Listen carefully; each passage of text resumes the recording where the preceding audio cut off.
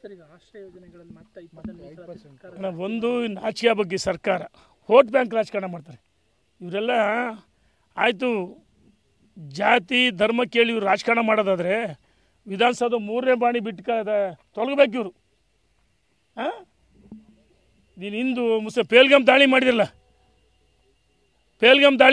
ಹಂಗೆ ಸರ್ಕಾರ ಹಿಂದೂಗಳ ಮೇಲೆ ದಾಳಿ ಮಾಡ್ತದೆ, ಹಿಂದೂಗಳ ಹತ್ಯೆ ಮಾಡ್ತದೆ. ಹಾಗಾಗಿ ಸರ್ಕಾರಕ್ಕೆ ಮಾನ ಮರ್ಯಾದಿದ್ರೆ ಇವತ್ತೇನು ಮನೆಗಳಿಗೆ ಅವರಿಗೆ ಬೇಕಾಬಿಟ್ಟು ಇದು ಮಾಡ್ತಿದ್ದಾರೆ, ಏನು ರಿಸರ್ವ್ ಮಾಡ್ತಿದ್ದಾರೆ, ಗುತ್ತಿಗೆಯಲ್ಲಿ ಮೀಸಲಾತಿ. ಇವರೇನು ಭಾರತ ಮಾತೆಯ ಮಕ್ಕಳು, ಇವರೇನು ಪಾಕಿಸ್ತಾನ ಹುಟ್ಟಿದ್ರು. ಈ ಕರ್ನಾಟಕ ಕಾಂಗ್ರೆಸ್ ಸರ್ಕಾರ, ನಾನು ರಾಜಕಾರಣ ಮಾತಾಡಲ್ಲ, ಯಾಕಂದ್ರೆ ಅನಿವಾರ್ಯವಾಗಿ ನೀವು ಮನೆ ವಿಚಾರ ಕೇಳಿದ್ರಿ, ಇದು ಡೈವರ್ಟ್ ಆಗಬಾರ್ದು.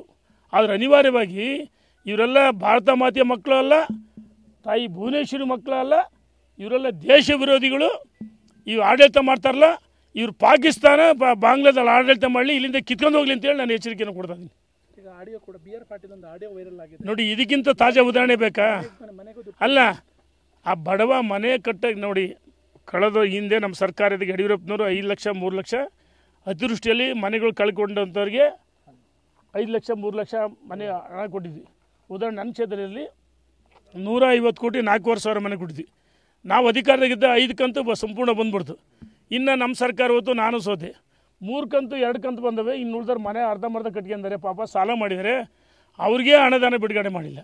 ಈಗ ಮನೆಗಳನ್ನ ಮಾರಾಟ, ಒಬ್ಬ ಬಿ ಆರ್ ಪಾಟೀಲ್ ಅಂತ ಹಿರಿಯ ಶಾಸಕರು, ಅವರು 16 ಬಾರಿ ಸರ್ಕಾರ ವಿರುದ್ಧವಾಗಿ, ಮುಖ್ಯಮಂತ್ರಿಗಳ ವಿರುದ್ಧವಾಗಿ ಅವರು ಧ್ವನಿ ಎತ್ತಿದ್ದಾರೆ. ಮತ್ತು ಅನೇಕ ಜನ ಶಾಸಕರು ಅಭಿವೃದ್ಧಿ ವಿಚಾರದ ಧ್ವನಿ ಎತ್ತಿದ್ದಾರೆ. ಈ ಸರ್ಕಾರ ಅಧಿಕಾರ ನಾಲಾಯಕು ಜನ ಪರಕೆ ನಿಮ್ಮನ್ನು ಓಡಿಸ್ತಾರೆ ಅಂತೇಳಿ ನಾನು ಎಚ್ಚರಿಕೆಯನ್ನು ಕೊಡ್ತಾ ಇದ್ದೀನಿ.